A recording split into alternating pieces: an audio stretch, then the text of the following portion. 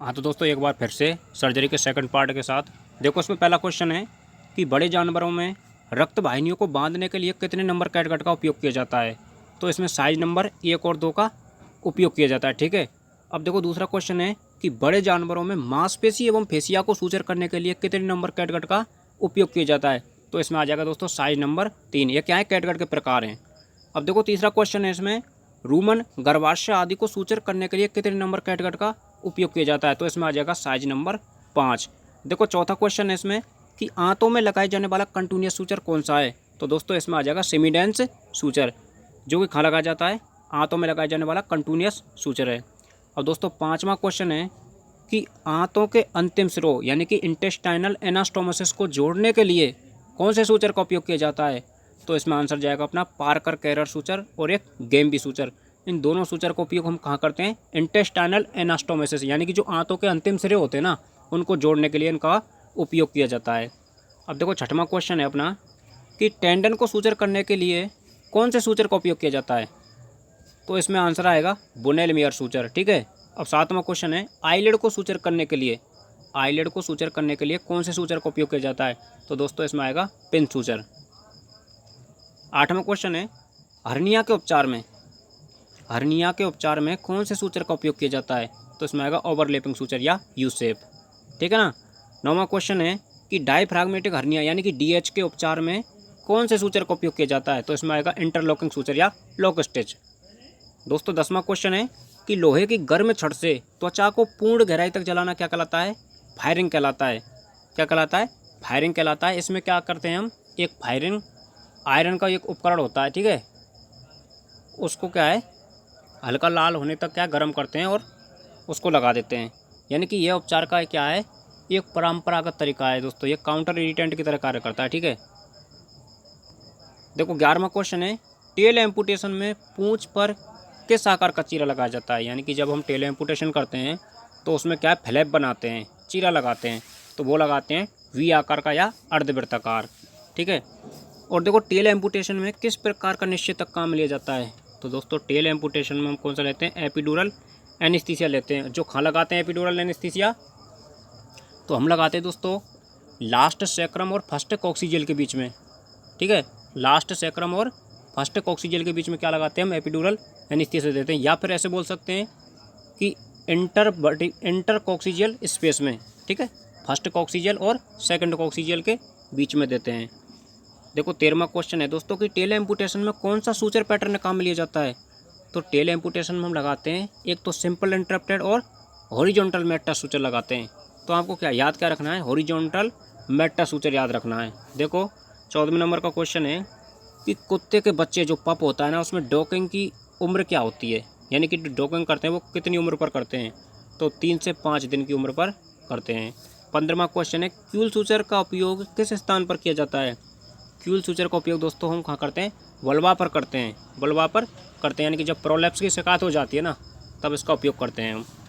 16वां question है कि भेड़ के बच्चे यानी कि लैम्ब में डॉकिंग की उम्र क्या होती है।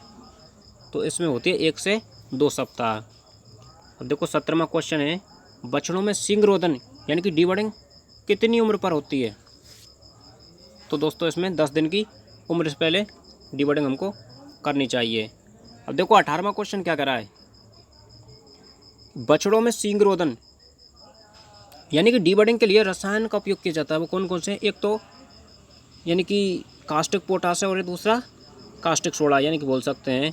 एक तो दोस्तों पोटेशियम हाइड्रोक्साइड और एक सोडियम हाइड्रोक्साइड।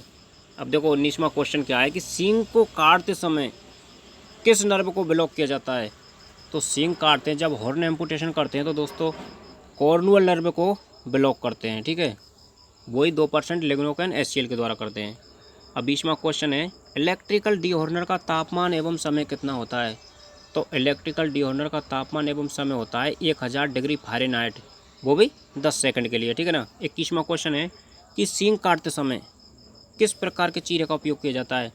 तो देखो पहले हम टेल एम्पुटेशन की बात करते हैं तो टेल एम्पुटेशन में जो चीरा लगाते हैं ना, वो कौन सा लगाते हैं, वी आकार का या वी आकार का लगाते हैं। और दोस्तों सींग काटते समय हम चीरा लगाते हैं एलिप्टिकल यानी कि दीर्घवृत्ताकार। तो आपको याद रखना है इन दोनों में अंतर।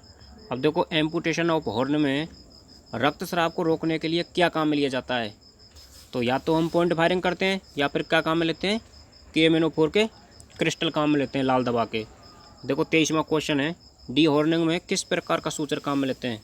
तो डी हॉर्निंग में लेते हैं हम मैट्रस सूचर, वो भी क्रॉस मैट्रस।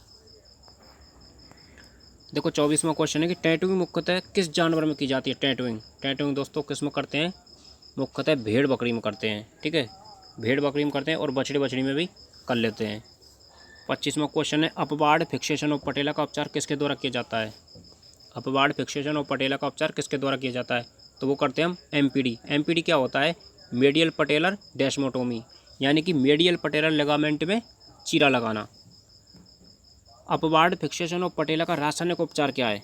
तो दोस्तों वो तो हो गया अपना सर्जिकल ट्रीटमेंट। अब देखो रासायनिक उपचार क्या है।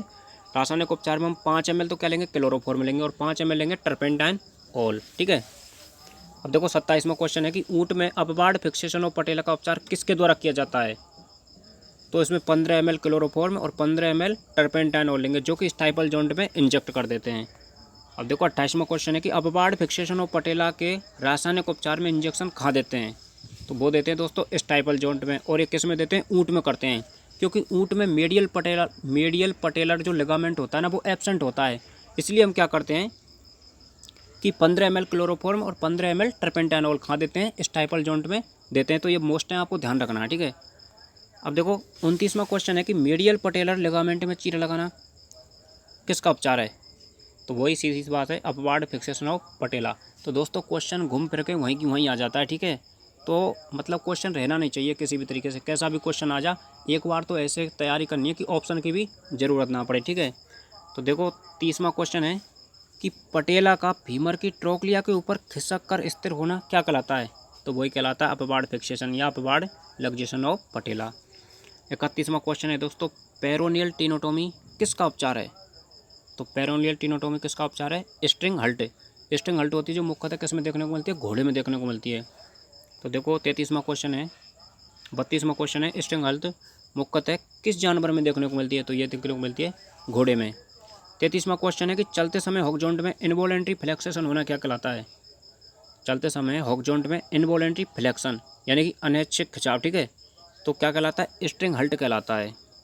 34वां क्वेश्चन है, लेटरल डिजिटल एक्सटेंसर टेंडन में चीरा किस बीमारी में लगाते हैं? लेटरल डिजिटल एक्सटेंसर टेंडन में चीरा किस में लगाते हैं? स्ट्रिंग हल्ट में लगाते हैं, ठीक है। स्ट्रिंग हल्ट किसकी बीमारी है? घोड़े की बीमारी है।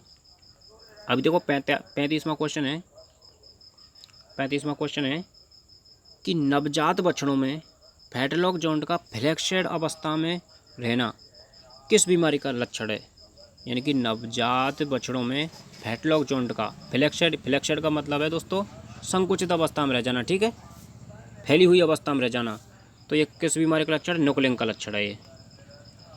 अब देखो 36वां क्वेश्चन है, न्यूक्लिंग का उपचार किसके द्वारा किया जाता है? तो न्यूक्लिंग का उपचार में क्या करते हैं हम? प्लांटर टेनोटोमी करते हैं। क्या करते हैं? प्लांटर टेनोटोमी करते हैं। 37वां क्वेश्चन है, निश्चेतक का मुख्य कार्य क्या होता है? यानी कि एनेस्थीसिया का जो एनेस्थीसिया देते हैं तो वो कौन कौन से काम करता है? एक तो काम करता है दोस्तों अनकॉन्शियस यानी कि चेतना का हरण करता है, और क्या करता है? एनाल्जेसिक का काम करता है यानी कि दर्द निवारक का काम करता है, और क्या करता है? मसल रिलैक्सेंट यानी कि पेशीय शीतलन का काम करता है। अब देखो 38वां क्वेश्चन क्या है, बिना नींद आए जानवर की उत्तेजना शांत होना क्या कहलाता है? तो दोस्तों क्या कहलाता है? शेडेशन कहलाता है। और जो हम ड्रग देते हैं वो क्या होती है? कौन सी ड्रग होती है? सेडेटिव ड्रग होती हैं। और हिप्नोसिस क्या होता है? अर्धनिद्रा की जो अवस्था होती है उसको क्या बोलते हैं हम? हिप्नोसिस बोलते हैं। अब दोस्तों नार्कोसिस क्या होता है? चिरनिद्रा की अवस्था। और जो ड्रग देते हैं उनको क्या बोलते हैं? नार्कोटिक ड्रग बोलते हैं। यूथेनेसिया क्या होता है? दर्द रहित मौत को क्या बोलते हैं हम? यूथेनेसिया बोलते हैं। देखो 39वां क्वेश्चन है कि जनरल एनेस्थीसिया में कौन सा अंग प्रभावित होता है? तो दोस्तों जनरल एनेस्थीसिया में अपना CNS होता है, सेंट्रल नर्वस सिस्टम, ठीक है ना। यहाँ से क्या है? पूरे शरीर के लिए तंत्रिकाएँ जाती हैं। तो जब हम CNS को डिप्रेस कर देते हैं ना तो पूरा शरीर अचेतन अवस्था में आ जाता है, ठीक है। देखो 40वां क्वेश्चन है कि लोकल एनेस्थीसिया कैसे कार्य करता है? तो लोकल एनेस्थीसिया क्या करता है दोस्तों, यानी कि जो तंत्रिका होती है ना, तंत्रिका में सोडियम पोटेशियम चैनल चलते हैं, तो इसमें क्या करते हैं हम? सोडियम चैनल को ब्लॉक कर देते हैं। अब देखो 41वां क्वेश्चन है कि लोकल एनेस्थीसिया का उपयोग किन किन जगह पर किया जाता है। तो देखो लोकल एनेस्थीसिया का उपयोग एक तो फील्ड ब्लॉक में करते हैं हम, ठीक है, रीजनल एनेस्थीसिया हम करते हैं, नर्व ब्लॉक में करते हैं, एपिड्यूरल एनेस्थीसिया हम करते हैं। तो इनमें कौन किसका उपयोग करते हैं हम, स्थानीय निश्चेतक का उपयोग करते हैं। देखो 42वां क्वेश्चन है कि रूमेनोटॉमी में किस प्रकार का निश्चेतक काम में लिया जाता है। तो दोस्तों रूमेनोटॉमी में हम लेते हैं पैरावर्टिब्रल या उल्टा एल या टी ब्लॉक। 43वां क्वेश्चन है सिजेरियन ऑपरेशन में किस प्रकार का निश्चेतक काम लिया जाता है। तो दोस्तों पहले बात करते हैं हम सिजेरियन। सिजेरियन क्या होता है, यानी कि गर्भाशय को काटकर गर्भाशय में चीरा लगाकर बच्चे को बाहर निकालना क्या कहलाता है, सिजेरियन कहलाता है। तो इसमें जो हम एनेस्थीसिया लेते हैं वो कौन सा लेते हैं, पैरावर्टिब्रल लेते हैं या एपिड्यूरल लेते हैं, ठीक है। 44वां क्वेश्चन है एपिड्यूरल एनेस्थीसिया का उचित स्थान क्या होता है। तो ये पहले हम बात कर चुके हैं, ठीक है। यानी कि जो एपिड्यूरल एनेस्थीसिया का जो उचित स्थान होता है वो क्या होता है, सैक्रोकोक्सियल स्पेस, या ऐसे बोल सकते हैं फर्स्ट इंटरकोक्सियल स्पेस। अब देखो 45वां क्वेश्चन है पैरावर्टिब्रल एनेस्थीसिया किस स्थान पर देते हैं। तो पैरावर्टिब्रल एनेस्थीसिया खा देते हैं लास्ट थोरेसिक, यानी कि गाय में थोरेसिक कितनी होती हैं, 13 होती है ना। तो लास्ट थोरेसिक और फर्स्ट लंबर के बीच में दे सकते हैं, या फिर फर्स्ट लंबर एवं सेकंड नंबर के बीच में दे सकते हैं, ठीक है। अब देखो 46वां क्वेश्चन है कि गैसीय निश्चेतक के उदाहरण कौन कौन से हैं। तो दोस्तों गैसीय निश्चेतक के उदाहरण इसमें एक तो नाइट्रस ऑक्साइड आ जाएगा, जीनोन आ जाएगी और साइक्लोप्रोपेन आ जाएगा, ठीक है। देखो 47वां क्वेश्चन कौन सा है कि डिसोसिएटिव एनेस्थीसिया के उदाहरण कौन कौन से हैं। तो दोस्तों इसमें कीटामाइन आ जाएगा, टिलेटेमाइन आ जाएगा और फेनसाइक्लिडाइन आ जाएगा, यहाँ आपको ध्यान रखना है, ठीक है। 48वां क्वेश्चन है कि बारबुचुरेट एनेस्थीसिया के उदाहरण कौन कौन से हैं। तो इसमें थियोपेंटोन आ जाएगा और पेंटो बारबिटोन आ जाएंगे। अब देखो 49वां क्वेश्चन है कि हाफ हिच किस नोट को कहते हैं, यानी कि जो हम बात कर रहे हैं गांठ की, ठीक है। तो सिंपल नोट होती है, ये अपूर्ण गांठ होती है, इसको क्या बोलते हैं हम, हाफ हिच बोलते हैं। अब देखो 50वां क्वेश्चन है कि ट्रिपल नोट किस गांठ को कहा जाता है। तो डबल सर्जन नोट होती है, उसको क्या बोलते हैं हम, ट्रिपल नोट कहते हैं। अब दोस्तों देखो रीप नोट किस गांठ को कहते हैं, रीप नोट कहते हैं स्क्वायर नोट को, यानी कि साधारण गांठ के ऊपर, ठीक है, विपरीत दिशा में गांठ लगाना क्या कहलाता है, स्क्वायर नोट कहलाती है। और दोस्तों स्क्वायर नोट को क्या है, हम सर्जरी में सबसे ज़्यादा काम में लेते हैं। क्यों काम में लेते हैं, क्योंकि ये क्या है, ढीली नहीं पड़ती है, इसलिए इसको हम ज़्यादा काम में लेते हैं। देखो सर्जरी में सबसे ज़्यादा काम में आने वाली गांठ कौन सी है, स्क्वायर नोट या रीप नोट है। अब देखो 53वां क्वेश्चन क्या कर रहा है कि त्वचा एवं रेशेदार ऊतकों में टाँके लगाने के लिए कौन सी नीडल काम में ली जाती है। तो 53वां क्वेश्चन है दोस्तों त्वचा एवं रेशेदार ऊतक। तो त्वचा से ध्यान रखना है आपको ट्रूमेटिक या कटिंग निडल, ठीक है। यानी कि जो भारी सतह होती है ना, भारी सतह पर हम काम लेते हैं ट्रूमेटिक निडल या कटिंग निडल। और जो शरीर के अंदर जैसे कि आंतरिक अंगों, मुलायम ऊतक, ठीक है, रक्त वाहिनी, तंत्रिका एवं मांसपेशियों में टाँके लगाने के लिए कौन सी निडल काम में लेते हैं, एट्रूमेटिक। तो देखो 54वां क्वेश्चन क्या करा है कि एट्रूमेटिक या नॉन कटिंग निडल का उपयोग किन स्थानों पर किया जाता है। तो इसमें आ जाएंगे आंतरिक अंगों, मुलायम ऊतक, रक्त वाहिनी, तंत्रिका एवं मांसपेशियों में टाँके लगाने के लिए हम एट्रूमेटिक निडल काम में लेते हैं। 55वां क्वेश्चन है दोस्तों कि रूमेनोटॉमी करते समय किन उपकरणों का उपयोग किया जाता है। यानी कि कहने का मतलब यह है कि रूमेनोटॉमी में प्रयुक्त उपकरण कौन कौन से होते हैं। एक तो बेंगार्थ सेट होता है, एक बल्सेलम फोर्सेप होती है और एक फिक्सेशन फ्रेम होता है। तो देखो दोस्तों 56वां क्वेश्चन है अपना कि बदियाकरण यानी कि कास्टेशन करने के लिए किन उपकरणों का उपयोग किया जाता है। तो इसमें बॉडी जो कास्टेटर आ जाएगा, एमास्कुलेटर आ जाएगा और इलास्ट्रेटर आ जाएगा, यहाँ आपको ध्यान रखने सभी। 57वां क्वेश्चन है कि इलेक्ट्रिकल डीहॉर्नर का उपयोग किस में किया जाता है। तो सीधी सी बात है, किस में किया जाता है, डीबडिंग में किया जाता है, सिंगरोधन में किया जाता है। 58वां क्वेश्चन है दोस्तों डीहॉर्निंग यानी कि एम्पुटेशन ऑफ हॉर्न में प्रयुक्त उपकरण कौन कौन से। एक तो क्लीपर आ जाएगा, एक साव आ जाएगा, ठीक है। अब अपना 59वां क्वेश्चन है कि सर्जरी के स्थान पर हीमोस्टेटिस के रूप में किन उपकरणों का उपयोग किया जाता है। यानी कि सर्जरी करते हैं हम तो रक्तस्राव को रोकने के लिए कौन से उपकरणों का प्रयोग करते हैं हम। तो दोस्तों इसमें एक तो फोर्सेप आती है, जैसे क्या बोलते हैं हम आर्टरी फोर्सेप काम में लेते हैं। एक होती है मॉस्किटो फोर्सेप, जिसे क्या बोलते हैं कर्व्ड आर्टरी फोर्सेप भी बोलते हैं। देखो 60वां क्वेश्चन है कि आफरा को सही करने के लिए किस उपकरण का प्रयोग किया जाता है। तो सीधी सी बात है, इसमें ट्रोकर कैनुला आ जाएगा। और दोस्तों 61वां क्वेश्चन है कि थाइगेजन प्रोबेंग का उपयोग किसके लिए किया जाता है। तो इसका उपयोग किसके लिए किया जाता है, चौक को सही करने के लिए। चौक क्या होता है, ग्रसका में रुकावट। 62वां क्वेश्चन है कि ड्रैप को स्थिर रखने के लिए प्रयुक्त उपकरण कौन सा होता है? तो ये होता है टोल क्लैंप। ठीक है, टोल क्लैंप। ड्रैप क्या होती है? यानी कि पशु के ऊपर जो कपड़ा उड़ाते हैं ना ऊपर सर्जरी करते समय, तो उसको क्या है एक जगह पकड़ने के लिए ऐसी होती है चिमटी जैसी, तो उसको बोलते हैं टोल क्लैंप। अब देखो 63वां क्वेश्चन है कि मूत्र की निकासी गर्भाशय की सफाई एवं एम्ब्रायो कलेक्शन के लिए किस उपकरण का प्रयोग किया जाता है? तो इसमें आ जाएगा फोइली कैथेटर। ठीक है ना। अब 64वां क्वेश्चन है कि रूमिनल द्रव एवं गैस को शरीर से बाहर निकालने के लिए किस उपकरण का प्रयोग किया जाता है? तो दोस्तों स्टोमक ट्यूब का प्रयोग किया जाता है। एक बात और ध्यान रखनी है, यानी कि जो घोड़ा होता है ना, घोड़े में जो स्टोमक ट्यूब डालते हैं वो कहाँ से डालते हैं? मुँह से नहीं डालते हैं, नाक से डालते हैं। ठीक है। 65वां क्वेश्चन है कि टीनोटोम का उपयोग किसके लिए किया जाता है? तो टीनोटोम का उपयोग टेंडन को काटने के लिए किया जाता है, और टेंडन को काटना क्या कहलाता है? टेनोटोमी कहलाता है। अब देखो 66वां क्वेश्चन है कि डेंस टिश्यू यानी कि जो सघन ऊतक होते हैं उनको काटने के लिए किस उपकरण का उपयोग किया जाता है? तो दोस्तों मायो सीजर्स का उपयोग किया जाता है। मायो का मतलब होता है मांसपेशी और सीजर का मतलब होता है कैंची, यानी कि ऐसी कैंची जो मांसपेशियों को या डेंस टिश्यू को काटने के उपयोग में ली जाती है। देखो 67वां क्वेश्चन है कि हड्डी के छोटे हिस्सों को काटकर अलग करने के लिए किस उपकरण का उपयोग किया जाता है? तो इसमें दोस्तों बोन रोंगर्स आ जाएगा। क्या जाएगा? बोन रोंगर्स आ जाएगा। अब देखो 68वां क्वेश्चन है प्लास्टर ऑफ पेरिस को हटाने के लिए किस उपकरण का प्रयोग किया जाता है? तो प्लास्टर ऑफ पेरिस को हटाने के लिए प्लास्टर शेयर का उपयोग किया जाता है। ठीक है। तो प्लास्टर ऑफ पेरिस क्या होता है दोस्तों? CaSO4.1/2O, यानी कि ये सबसे ज़्यादा काम में ली जाने वाली कास्टिंग सामग्री होती है। देखो 69वां क्वेश्चन है कि हड्डी के किसी हिस्से को गोलाकार आकृति में काटकर बाहर निकालने के लिए किस उपकरण का प्रयोग किया जाता है? तो वो आ जाएगा ट्रेफाइन। ठीक है ना। अब देखो 70वां क्वेश्चन है हड्डी की सर्जरी में प्रयुक्त उपकरण कौन कौन से हैं? तो इसमें बोन चीजर आ जाएगा, ओस्टियोटॉम आ जाएगा, ठीक है, ट्रेफाइन आ जाएगा, प्लास्टर सीजर आ जाएगा, बायरसो या गिगली बायर आ जाएगा, और बोन रोंगर्स आ जाएगा। ये सभी उपकरण होते हैं जो हड्डी की सर्जरी में काम में लिए जाते हैं।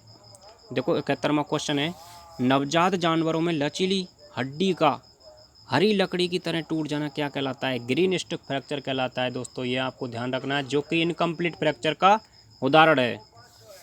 72वां क्वेश्चन है कि टेंडन के खिंचाव के कारण हड्डी के एक हिस्से का शरीर से अलग होना क्या कहलाता है? एवल्जन फ्रैक्चर कहलाता है। ये आपको ध्यान रखना है। 73वां क्वेश्चन है कि अल्ना के ओलेक्रनन प्रोसेस का फ्रैक्चर क्या कहलाता है? ये दोस्तों काफ़ी मोस्ट इंपॉर्टेंट क्वेश्चन है कि अल्ना के ओलेक्रनन प्रोसेस का फ्रैक्चर क्या कहलाता है? तो ये कहलाता है मोन्टेजियल फ्रैक्चर। 74वां क्वेश्चन है फ्रैक्चर में प्राथमिक चिकित्सा के तौर पर काम में ली जाने वाली सामग्री क्या है? स्प्लिंट है। स्प्लिंट होती हैं, उनको क्या है हम प्राथमिक चिकित्सा के तौर पर काम में लेते हैं। अब देखो 75वां क्वेश्चन क्या करा है फ्रैक्चर के उपचार में सबसे ज़्यादा काम में ली जाने वाली कास्टिंग सामग्री कौन सी है? तो प्लास्टर ऑफ पेरिस हो जाएगी। 76वां क्वेश्चन है फीमर एवं हुमरस के डाइफाइसिस फ्रैक्चर को सही करने के लिए अंतःस्थिकरण के रूप में काम में ली जाती है। तो इसमें IMP आ जाएगा, इंट्रामेडुलरी पाइनिंग। देखो 77वां क्वेश्चन है टेंशन बैंड वायरिंग का उपयोग किस प्रकार के फ्रैक्चर को सही करने के लिए किया जाता है? तो वही एवल्जन फ्रैक्चर को सही करने के लिए किया जाता है। अब दोस्तों 78वां क्वेश्चन है इंटरडेंटल वायरिंग किसके उपचार में काम में लेते हैं? तो ऊँट के मैंडिबल फ्रैक्चर को सही करने के लिए काम में लेते हैं। दोस्तों 79वां क्वेश्चन है कि ऑर्थोपेडिक वायरिंग किस प्रकार के फ्रैक्चर का उपचार है? तो स्पाइरल, कम्यूटेड और मल्टीपल फ्रैक्चर का उपचार है। अब देखो 80वां क्वेश्चन है कि इनकम्प्लीट फ्रैक्चर सामान्यतः किस में देखने को मिलता है? तो इसमें आंसर आएगा बछड़ों में। अब दोस्तों आपके लिए ये क्वेश्चन है, यानी कि फ्रैक्चर के उपचार में सबसे मजबूत जो तरीका होता है वो कौन सा काम में लिया जाता है? इसको आपको कमेंट करके बताना है। ठीक है। यानी कि जो फ्रैक्चर का उपचार करते हैं ना, दो तरीके से करते हैं, एक तो करते हैं एक्सटर्नल इमोबिलाइजेशन और एक करते हैं इंटरनल इमोबिलाइजेशन। तो हम बात करेंगे इंटरनल इमोबिलाइजेशन में जो सबसे मजबूत तरीका होता है ना फ्रैक्चर के उपचार का, वो कौन सा होता है? अगर आप पर आता है तो आप कमेंट करके ज़रूर बताएं। ठीक है दोस्तों, ऐसे ही अगली वीडियो में मिलेंगे। ठीक है। ये तो अपने एनाटॉमी की क्लियर हो गई, सर्जरी की क्लियर हो गई। अभी हम बात करेंगे अगली वीडियो में गायनेकोलॉजी की। ठीक है। तो बड़ी तरीक़ा से पढ़ाई करो।